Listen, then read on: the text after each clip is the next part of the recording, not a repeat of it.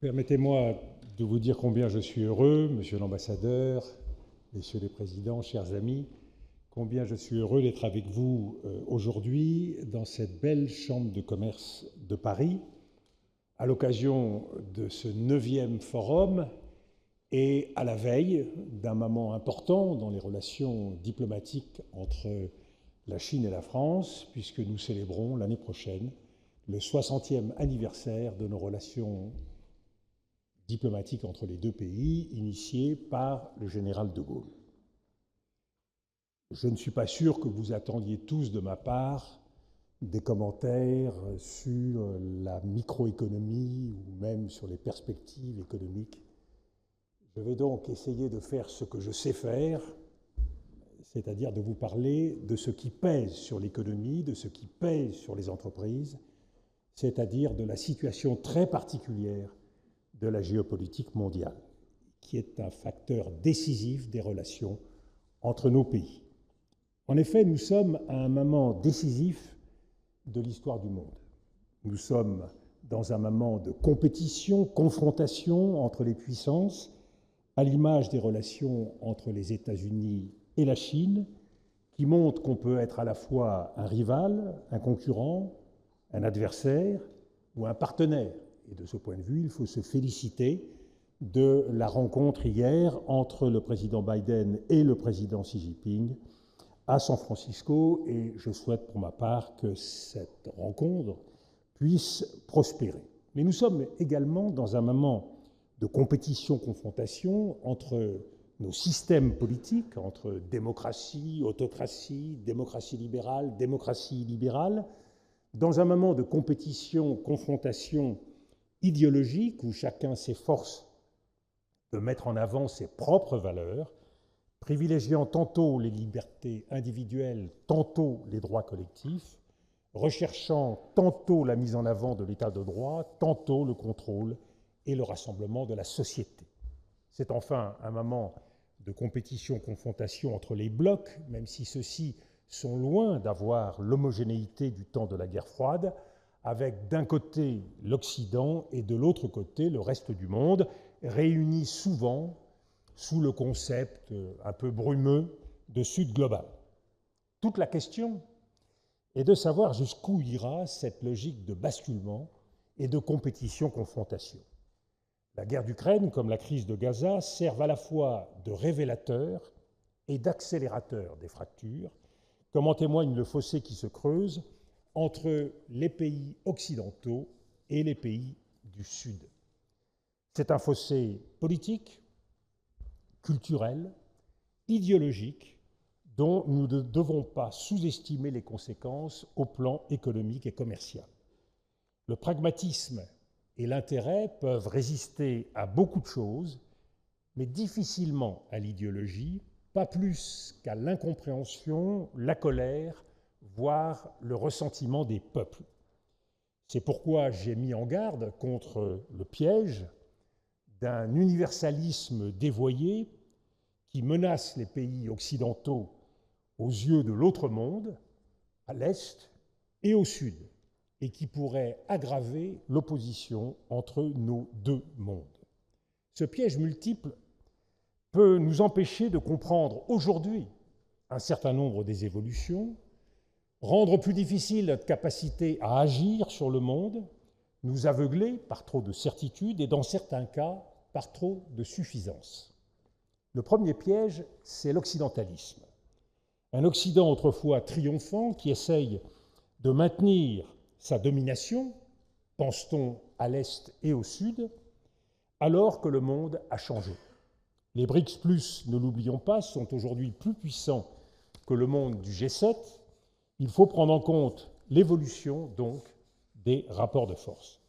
Le deuxième piège, c'est celui du militarisme, qui consiste à penser que tous les problèmes peuvent se régler par la force en raison d'une supériorité technologique écrasante. Le troisième, c'est, et il faut mettre des guillemets, le démocratisme, croire que parce que nous sommes des démocraties, ce serait notre bon droit d'imposer nos valeurs au reste du monde, alors que cette démocratie, nous le savons, nous le vérifions tous, est fragile aux États-Unis comme en Europe, Menacées par la tentation populiste et illibérale, les images de la foule trompienne devant le Capitole sont encore bien sûr dans toutes les têtes. Le quatrième piège, c'est celui du moralisme, c'est-à-dire trop souvent d'une morale à géométrie variable, une morale du deux poids, deux mesures. L'Ukraine et le Proche-Orient sont, selon beaucoup, non pas jugés à la même aune.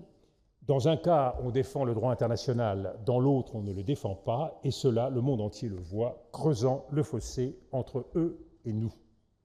Au-delà de ce basculement de la puissance, nous sommes aussi à un moment décisif de transformation du monde. À côté de la transition géopolitique, il faut souligner l'importance de la transition technologique, économique, écologique, qui modifie en profondeur les contours de la mondialisation. Nous sommes loin, en effet, de la mondialisation triomphante des années 90 jusqu'à 2010, où le mouvement de libération des échanges était marqué par la réduction continue des droits de douane, avec la conviction que le libre commerce permettrait d'assurer la domination d'un modèle unique et le partage de la paix et de la prospérité. On assiste à une réorientation profonde du commerce mondial dans les années 2020, avec l'entrée dans une mondialisation cloisonnée, constituée de chaînes d'approvisionnement diversifiées et résilientes pour prendre en compte les nouveaux défis du système international, à travers à la fois une meilleure adaptation aux vulnérabilités géopolitiques, une meilleure prise en compte de la transition énergétique et au plan social, une intégration de la nécessaire protection du travail. On passe ainsi d'un âge d'interdépendance et d'ouverture à un âge de recherche de la souveraineté et de la sécurité. Trois menaces principales ont contribué à faire évoluer ce commerce mondial. Tout d'abord, la montée du populisme, avec en 2016 tout à la fois le Brexit au Royaume-Uni et l'élection de Donald Trump aux États-Unis, soulignant le risque d'une altération de la démocratie tant dans son esprit que dans ses procédures. Deuxième menace, sanitaire, la pandémie de Covid-19 en 2020 qui a souligné la vulnérabilité des États comme du système international exposé aux risques sanitaires dans un monde mondialisé.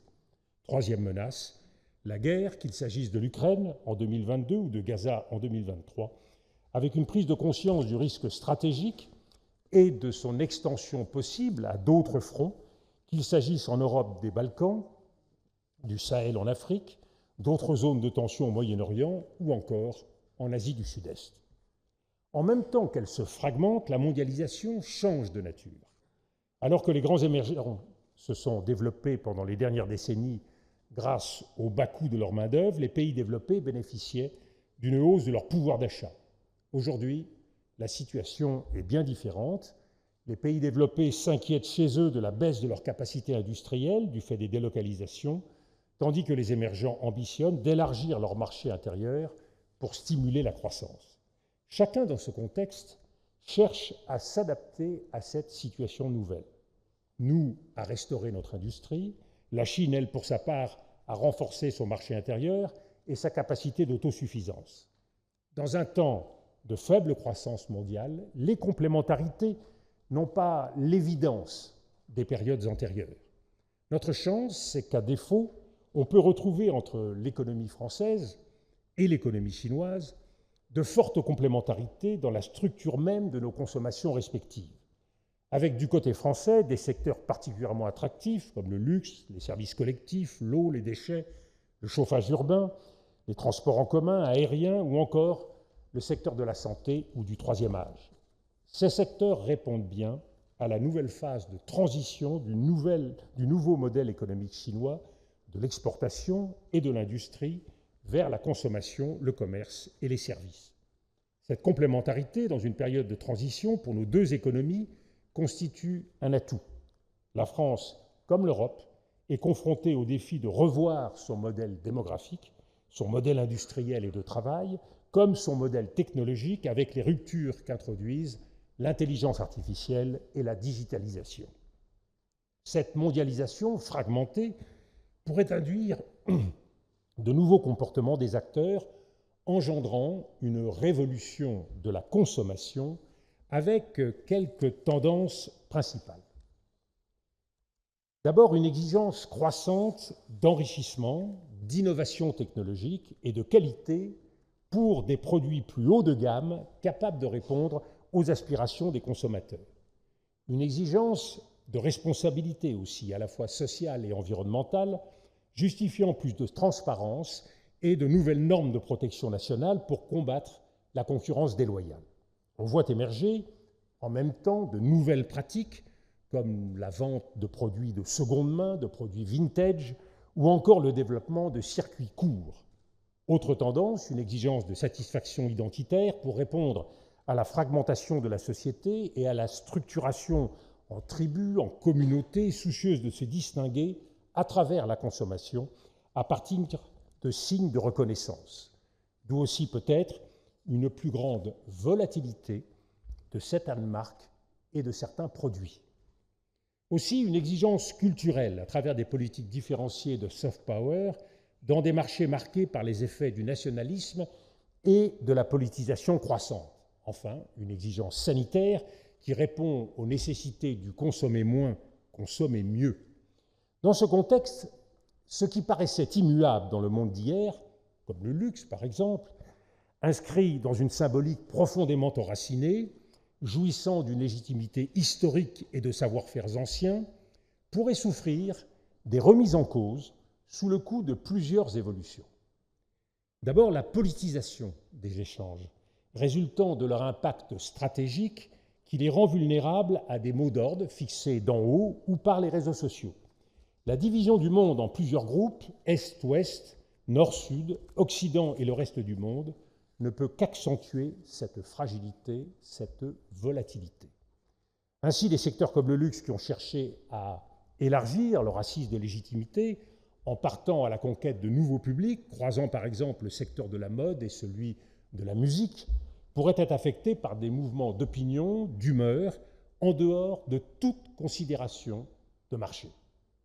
Dans cette nouvelle mondialisation, nous sommes confrontés en France à l'exigence d'un effort de planification et de régulation, ainsi qu'à un besoin d'accompagnement de la part des pouvoirs publics. En effet, les temps de transition sont des temps d'instabilité, de difficulté, qui justifient de nouveaux efforts de coopération. Ce fut le cas après la Deuxième Guerre mondiale, lors des Trente Glorieuses, qui marquèrent à la fois l'âge d'or de la planification et le lancement de la coopération européenne. Dans ce contexte, autant le discours de dérisquage permet de tirer les leçons des risques nouveaux, géopolitiques et géoéconomiques, autant le discours de découplage, que l'on entend souvent de l'autre côté de l'Atlantique, apparaît illusoire dans le monde d'interdépendance construit dans les dernières 40 années sans aucun précédent historique. À nous de poser les bases d'une nouvelle coexistence pacifique dans une époque marquée, malheureusement, par plus de guerres et de conflits. Cette perspective paraît d'autant plus réaliste que nous n'assistons pas à une démondialisation. En témoignent les perspectives de l'Organisation mondiale du commerce, plus 0,8% du commerce mondial en 2023 et plus 3,3% en 2024. Il s'agit davantage d'une revitalisation du rôle des États dans le commerce mondial, faisant moins confiance aux mécanismes du marché et désireux de corriger la faiblesse de leur politique. C'est le cas pour la France, soucieuse d'engager un sursaut industriel en même temps que d'autres pays européens face aux États-Unis, qui, à travers la politique de l'IRA, subventionne massivement son économie. De la même façon, l'Union européenne met en avant le manque de transparence et les difficultés, encore trop présentes, d'accès au marché chinois. Il importe donc d'avancer ensemble dans une exigence de réciprocité nécessaire à l'équilibre des marchés. Parallèlement, la multiplication des crises mondiales devrait nous inciter à anticiper certains risques nouveaux susceptibles de casser la dynamique d'échange et de coopération entre les États. Il est important en particulier de réfléchir aux conséquences de la guerre en Ukraine, qui a conduit très rapidement, dès le début de la crise, à recourir à l'arme des sanctions. L'enjeu russe, compte tenu du PIB de ce pays, ne paraissait pas sur le papier représenter un enjeu mondial majeur, puisque la Russie a le produit intérieur brut de l'Espagne, mais en raison de ses richesses stratégiques, pétrole, gaz, matières premières, céréales, ces sanctions ont inévitablement pesé sur les marchés mondiaux. Une vingtaine de pays sont aujourd'hui à travers le monde soumis au régime des sanctions. Il faut donc s'interroger sur les conséquences à moyen et long terme d'une telle politique, dès lors qu'elle pourrait s'appliquer à l'avenir à des économies plus importantes. La politique des sanctions vient à combler un vide entre politique étrangère et intervention militaire, mais de toute évidence, elle n'est pas un outil idéal dans la longue durée, et appliquée à une grande puissance émergente, elle pourrait contribuer à une rupture élargie entre l'Occident et le Sud global. Les conséquences en seraient nombreuses et imprévisibles, sachant que d'ores et déjà, la mise en œuvre des sanctions existantes encourage fortement le développement d'un commerce sud-sud, particulièrement nourri au sein des BRICS+, ainsi que le développement d'un ordre mondial alternatif, tant au plan institutionnel que financier. On le voit en particulier avec les mécanismes de compensation qui se font hors de l'art. La cassure de la mondialisation s'en trouverait accélérée. L'exigence de coopération doit nous permettre de renouveler la confiance et de développer ensemble des instruments capables de préserver une mondialisation pérenne. Nous devons être capables d'imaginer de nouveaux outils d'anticipation, de dialogue, de coopération pour nous permettre de faire face aux crises sans céder à la politique du pire. La guerre froide permettait à la fois un dialogue structuré au sommet et des garde-fous pour la résolution des crises. De telles cordes de rappel nous manquent aujourd'hui cruellement. Dans ce contexte, notre stratégie devrait viser à une plus large mobilisation autour de biens communs, qu'il s'agisse de la défense de la paix, de la justice, du développement, de l'environnement. Nous devrions œuvrer à la définition d'un intérêt général mondial, sachant que nous n'avons pas, les uns et les autres, la même définition de nos intérêts, sachant que nous n'avons pas la même définition de nos valeurs. Nous pourrions nous retrouver sur ce que pourrait être, entre nous, un intérêt général valable au-delà du sort de nos seuls États.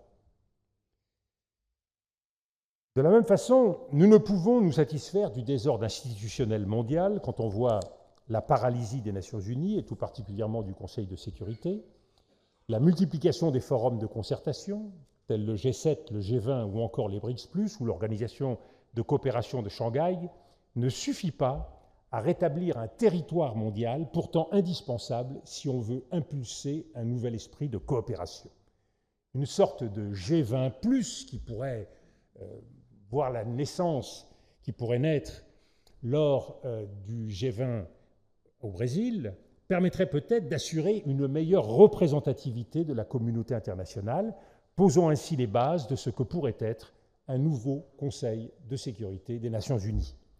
Vous vous direz peut-être que nous voilà bien loin de la question posée par notre réunion sur l'évolution de la consommation. Mais au cœur de la consommation, et nous ne devons jamais l'oublier, il y a la confiance.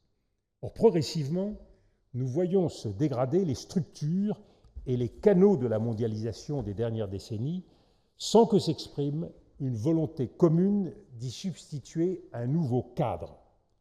Longtemps, nous avons cru à la primauté de l'intérêt économique. Nous avons cru que l'intérêt économique impliquait, au-delà de crises ponctuelles, des réajustements automatiques et réguliers du système international par le biais des entreprises comme par le biais des États. Dans notre nouveau monde, et il faut s'en convaincre, la primauté du stratégique et du politique bouleverse cette croyance ancienne. Nous ne pouvons donc nous reposer sur l'existence de stabilisateurs automatiques régissant et régulant les flux mondiaux. Il faut une vision, une volonté commune, si l'on veut sortir de la logique des crises à répétition, subies et non maîtrisées, pouvant déboucher sur une rupture massive de la mondialisation. Je vous remercie.